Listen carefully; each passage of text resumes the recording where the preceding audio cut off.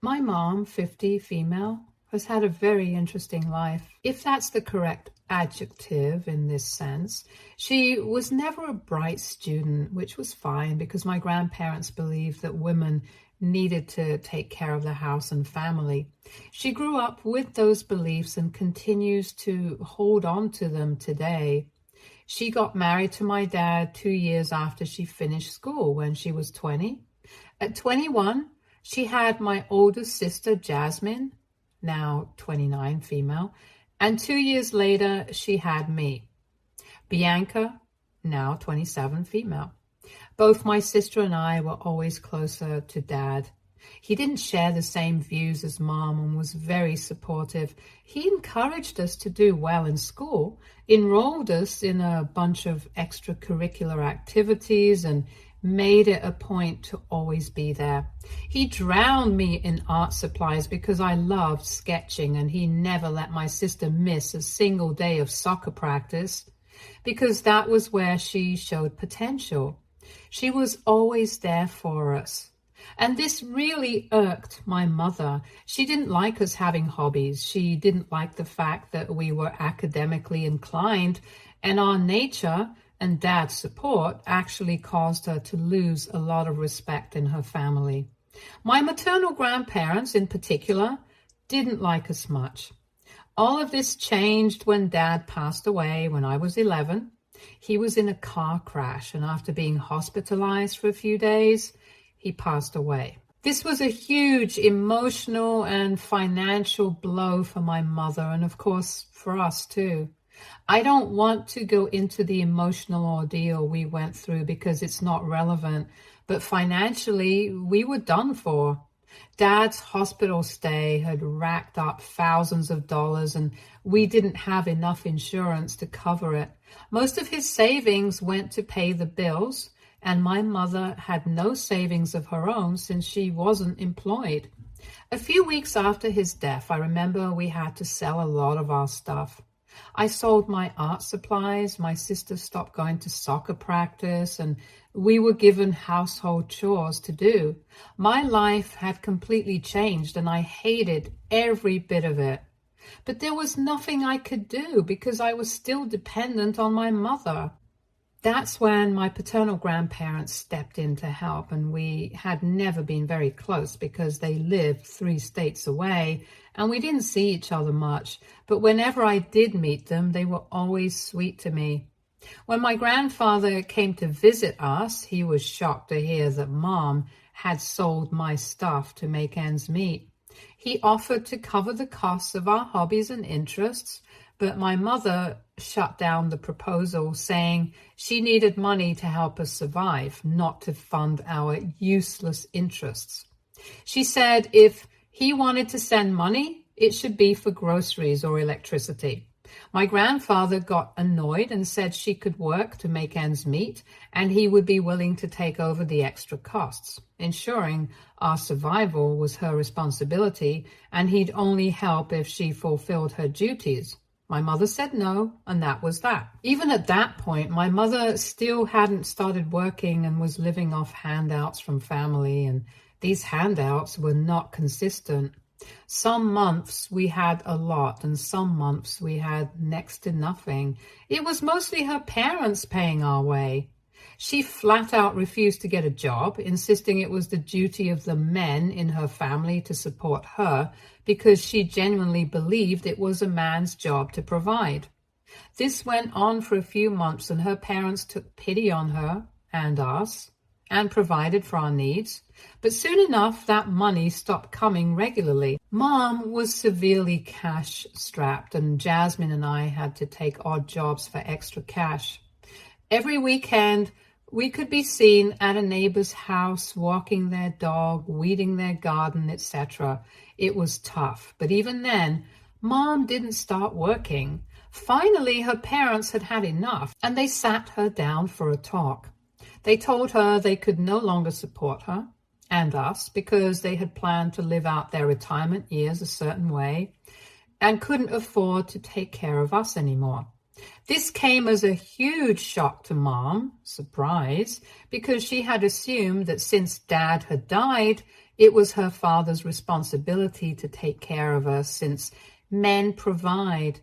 It was hard to argue with that logic, especially since my grandparents had raised her that way.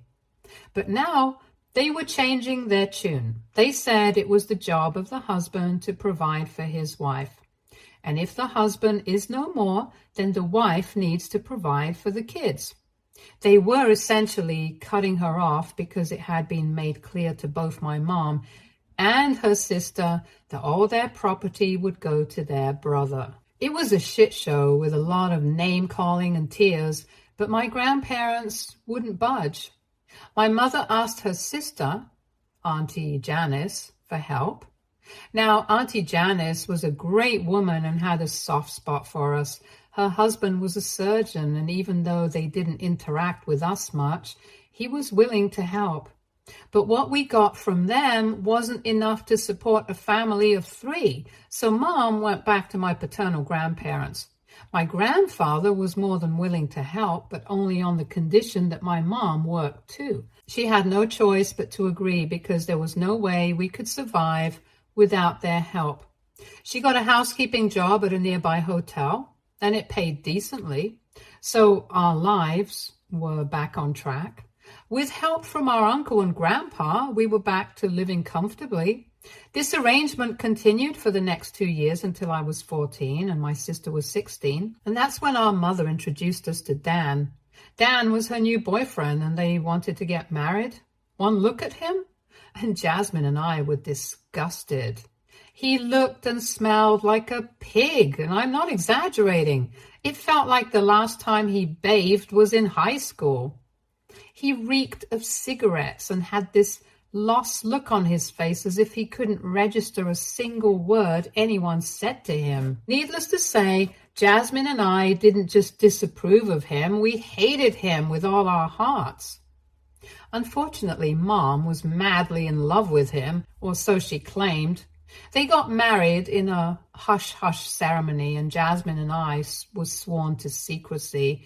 We couldn't tell anyone on Dad's side of the family that Mom had gotten married again. She was worried that if our grandparents found out, they'd stop the monthly payments, and since it was a generous amount, we genuinely couldn't have done without it, so Jasmine and I kept quiet. I don't know what was going through Mom's head when she married Dan, but I think she thought that if she got married and had a man in her life, she wouldn't have to work anymore and he'd take care of everything.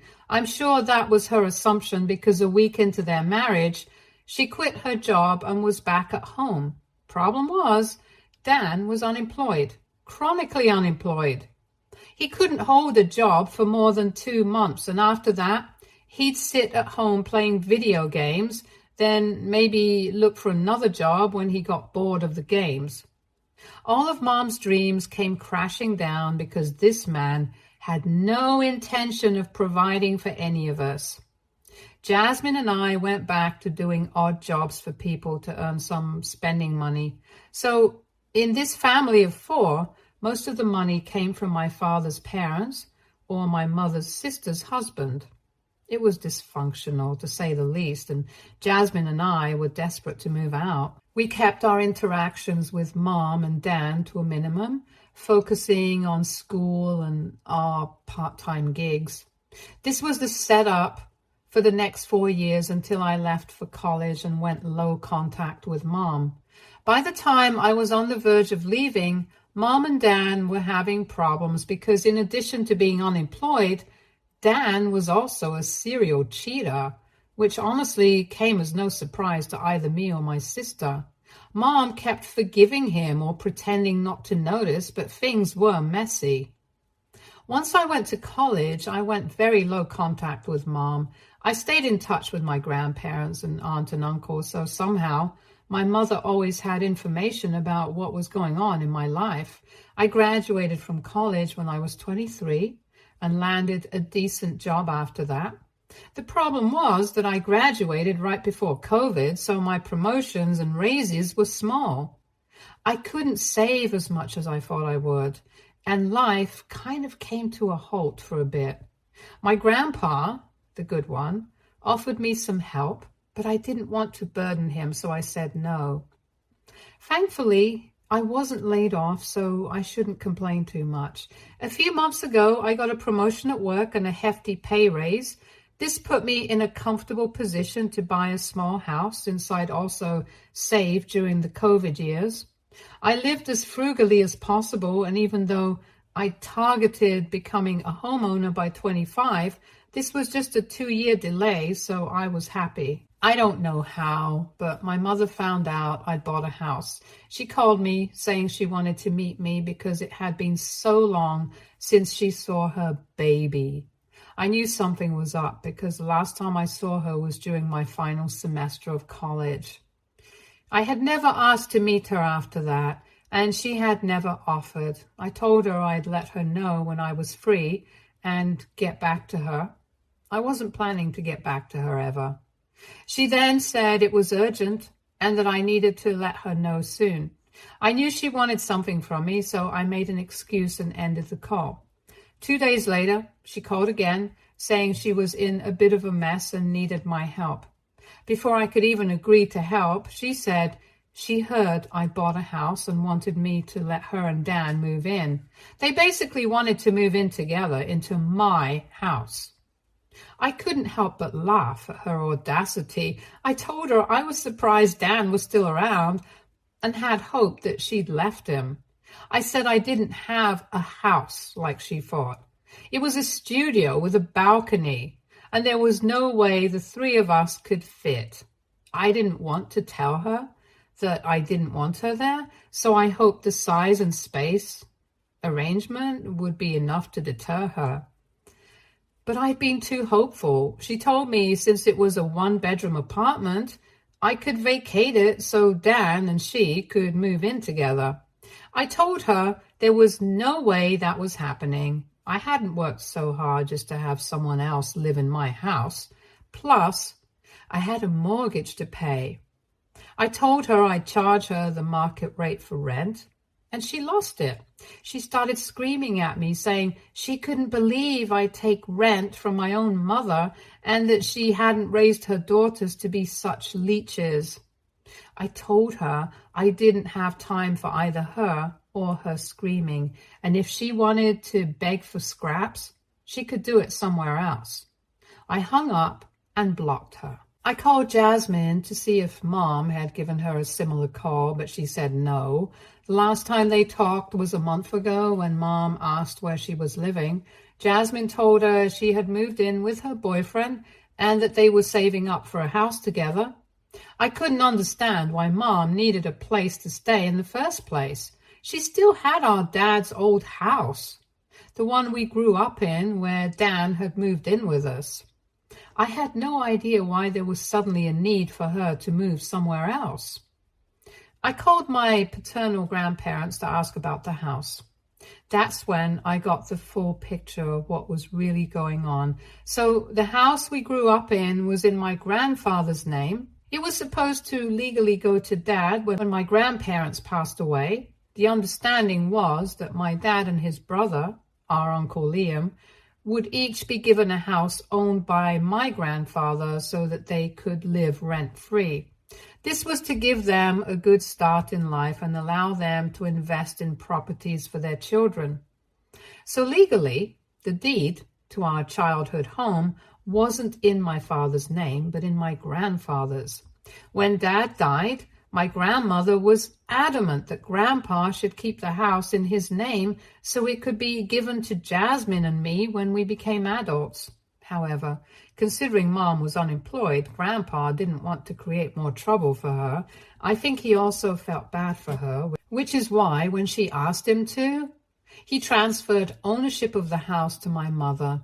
And this was done with the understanding that when I turned 25 and Jasmine 27, the house would be given to us.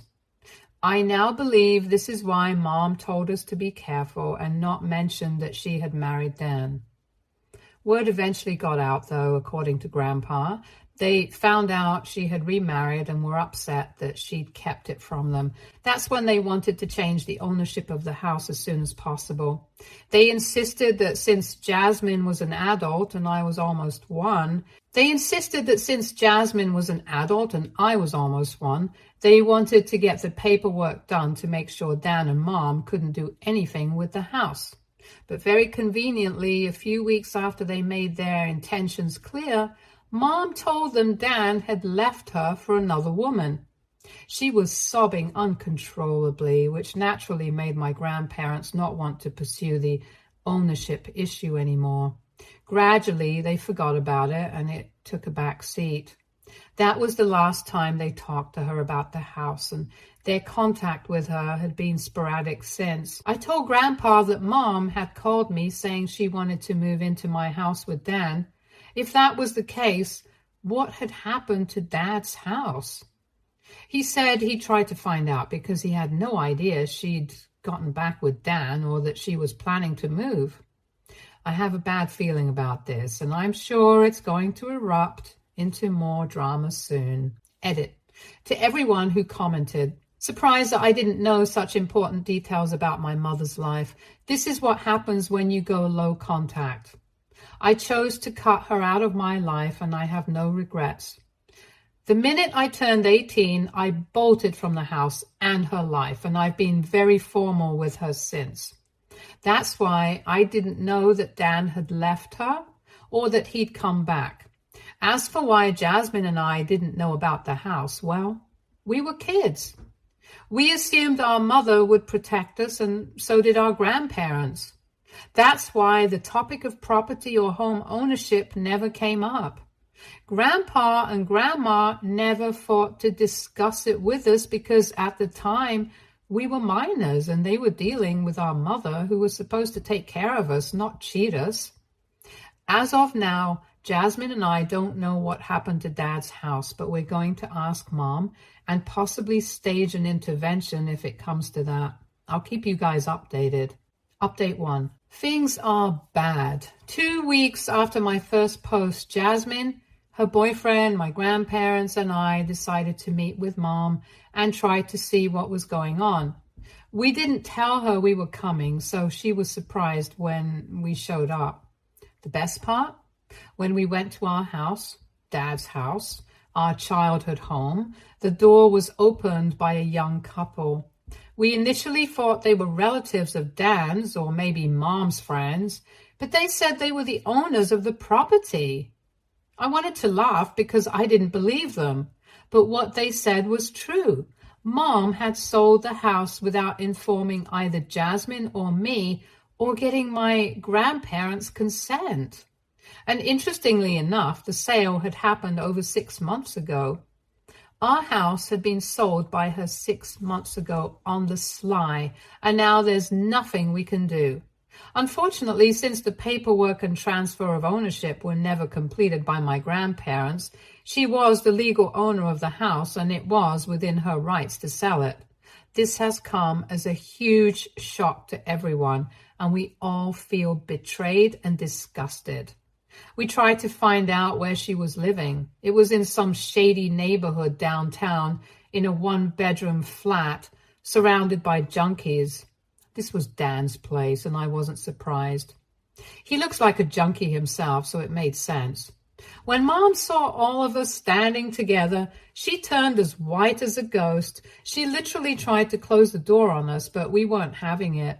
Thankfully, we had Jasmine's boyfriend with us. He's a strapping man, 6'4", and pretty intimidating. We forced our way inside, and there was Dan, lounging on the sofa with a cigarette in his hand and a dazed look on his face. Mom nervously greeted us, but we went straight for the jugular. I told her I knew Dad's house was supposed to go to us, and she had sold it without informing Jasmine, me, or our grandparents. She burst out crying, saying that if she hadn't done it, Dan wouldn't have come back. Basically, she launched into this long sob story about how Dan had left her twice for 2 different women. When Mom had that conversation with Grandpa about the house and told him Dan had left, he had actually left. She had to beg and plead for him to come back. He finally returned when he got kicked out of his new girlfriend's house. Then, a year later, Mom caught him cheating with a girl barely out of her teens. I just looked at her like she was insane. I asked why she hadn't left him when he was so problematic and wasn't helping her out in any way. She had no response to that, and I didn't have the patience to feel sorry for her. My grandmother was furious. She screamed at Mom, telling her she wasn't interested in hearing excuses for why she'd been such a colossal failure. All she cared about was the house that was supposed to go to Jasmine and me. Mom said she'd sold the house because Dan wanted to buy a boat. Now, this man knows nothing about boats.